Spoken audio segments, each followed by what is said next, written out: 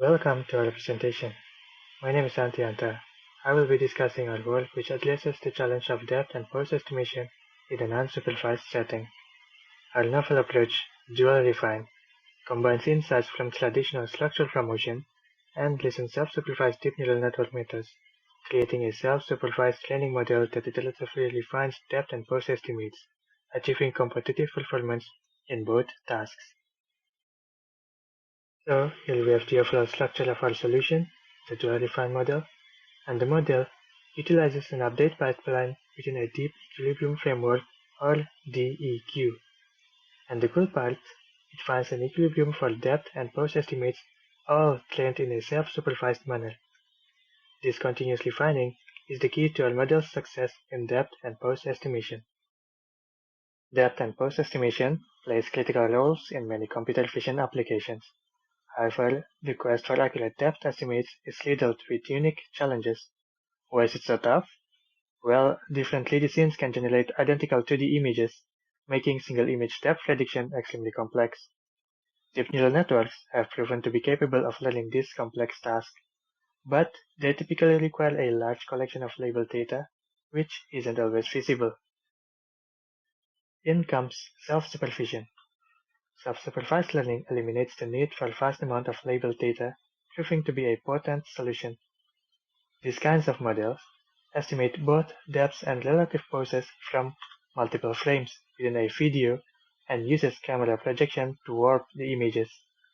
The difference between the warped images is then used to train the depth and pose estimates. In recent solutions, such as DepthFormer, the authors utilize multiple frames not only during training, but also at inference time to exploit epipolar geometry.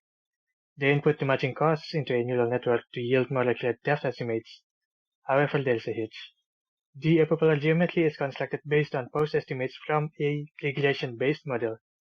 While this type of model tends to be more robust, it falls short in estimating pose based on multi-view geometry, which can lead to less accurate results. When the pose estimates are less accurate, it means that the resulting epipolar line for the matching may also be inaccurate. This illustration shows the difference. The red lines are epipolar lines estimated by the regression model that is used in DepthFormer and previous self-supervised depth and pose estimation, while the green lines are the lines that are estimated from our refined estimates. Let us now dive into our new approach, DualRefine. The name signifies its capability to iteratively refine both depth and pose estimates. This refinement happens within a deep equilibrium framework, continually adjusting both estimates based on the estimated epipolar geometry at each step. We start off with initial estimates of depth and pose from state-of-the-art models such as MonoDepth2. In our case, we chose DiffNet for its excellent accuracy. These initial estimates plays two roles. Firstly, they provide the starting states for the refinement steps, D0 and T0. And secondly, they serve as teacher constraints for the refined estimates, ensuring prediction stability, especially around dynamic objects, just as in many depth. In addition, we also extract hidden feature maps from the input images, which we will use during the refinement process. The refinement process aims to reach an equilibrium for depth and pose, effectively managed through a DEQ for memory-efficient training. Now let's delve deeper into each update step.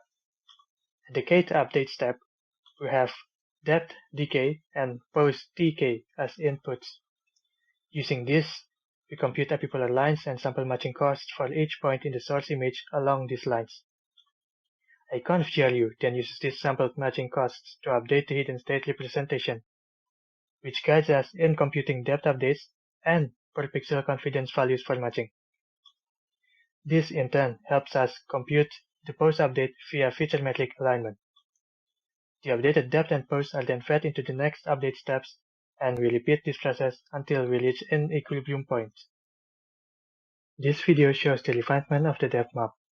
The left half of the depth map shows the initial depth estimates, while the right half displays the refined depth estimates at each refinement step.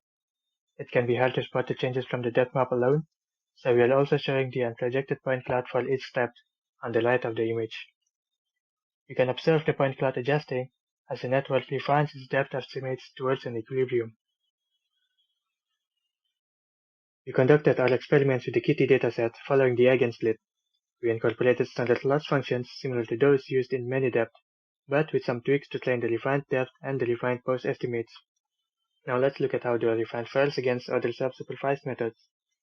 Firstly, you will see a significant improvement in the refined estimates over the initial ones. Comparing our approach with state-of-the-art baselines like many-depth and depth-formal, you will find that DualRefine not only outperforms many-depth, but is also competitive with depth-formal, all the while requiring less than an eighth of their training memory.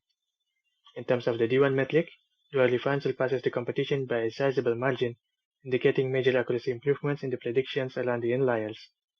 However, we also acknowledge that little to no improvement is made in the outlier depth predictions, which we hypothesize to be caused by dynamic objects. As of now, DualRefine runs between 15 to 25 Hz, depending on the number of update iterations and on our machine, but we believe that additional code optimization could potentially lead to real-time performance. Now let's track the depth accuracy at each refinement step. We plotted the absolute relative error for the output at each iteration, and as you can see, each step incrementally enhances the accuracy.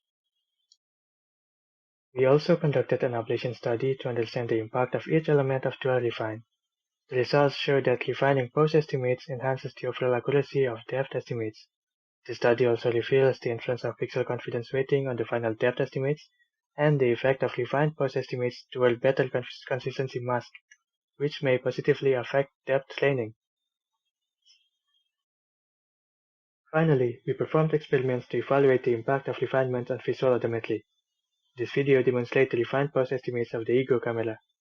We've also plotted the initial, refined, and ground rate poses for comparison.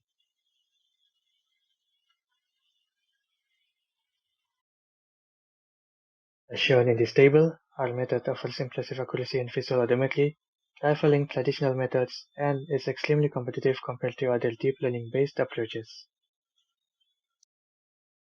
In summary, DualRefine presents an iterative refinement approach for depth and pose estimation, demonstrating impressive results on Kitty dataset. However, challenges remain in accurately predicting outlier depth caused by dynamic objects and non-Lambert surfaces due to our approach's high reliance on geometry. As we continue refining our model, our focus will be on addressing these limitations with the aim of improving the robustness and performance of DualRefine across a wider range of real-world scenarios. Thank you for listening.